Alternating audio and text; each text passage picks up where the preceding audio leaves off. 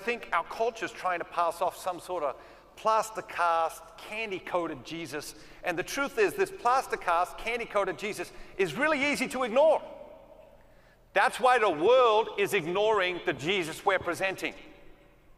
Because the plaster-cast, candy-coated Jesus is really, really, really easy to ignore. But once you get into the scriptures, once you really get into the Gospels and discover and rediscover the life and teachings of Jesus Christ, I think the one thing you're going to discover is that Jesus was a radical. Jesus was a radical. His life was radical. His example was radical. His love was radical. His teachings were radical. And his teachings were radical 2,000 years ago. And guess what? They're radical 2,000 years later. And there's any number of examples of that as you read through the Gospels. Let's take a look at maybe one. Jesus in Matthew's Gospel says, love your enemy and pray for them. Love your enemy and pray for your enemy. And that was a radical teaching 2,000 years ago. What was the teaching before that? Does anyone remember? That's right, eye for an eye, tooth for a tooth. Jesus comes along and says, no more vengeance. Enough with the revenge. Love your enemy, pray for them. Now, when Father gets up to read the gospel on Sunday, and they start reading that gospel, we think, oh yeah, I've heard that one. Hope he's got a good homily. But what are we missing right there? Right there in that reading, we are witness to one of the great moral ethical intersections in history of the world. Jesus says, all right, we're taking a right turn here, humanity. No more vengeance, no more eye for eye, tooth for tooth. We're taking a right turn here, humanity. From now on, we're going to love our neighbor, and we're going to pray for them. It's a radical teaching 2,000 years later. It was a radical teaching 2,000 years ago.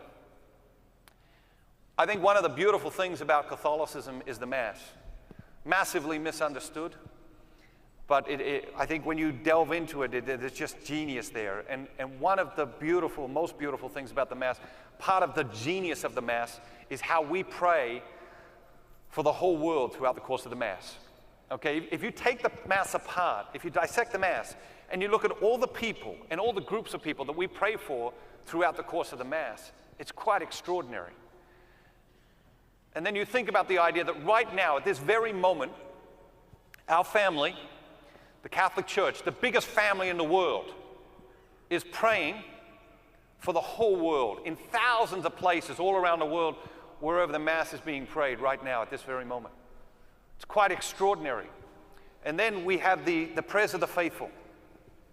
We have the petitions. We have that moment where we localize our prayer. You know, we pray for the sick. We pray for the little bit sick, the almost sick, the very sick, the partially sick. We pray for the dead. We pray for the almost dead. We pray for the hungry, the lonely, the bored, the depressed, the leaders, the followers, the oppressed. We pray for everybody. And I travel quite a bit, so I visit a lot of churches. But I have to say, in a decade between September 11 and the death of Osama bin Laden, I never heard a prayer in any of our churches for Osama bin Laden. But that, my friends, is the gospel. And it's uncomfortable. Yes or yes? It's uncomfortable, and it is radical. And it challenges us to the core. You know, and if you're a priest that ever got up and said, listen, we're going to offer Mass today for Osama bin Laden, what kind of reaction do you think he might have got? People would be walking out, right? Be letters to the editor, letters to the archbishop. You know, the media would be there before Mass ended. It's radical, but that, my friends, is the gospel. And there's 1,000 examples of that, 1,000 examples of that throughout the four Gospels.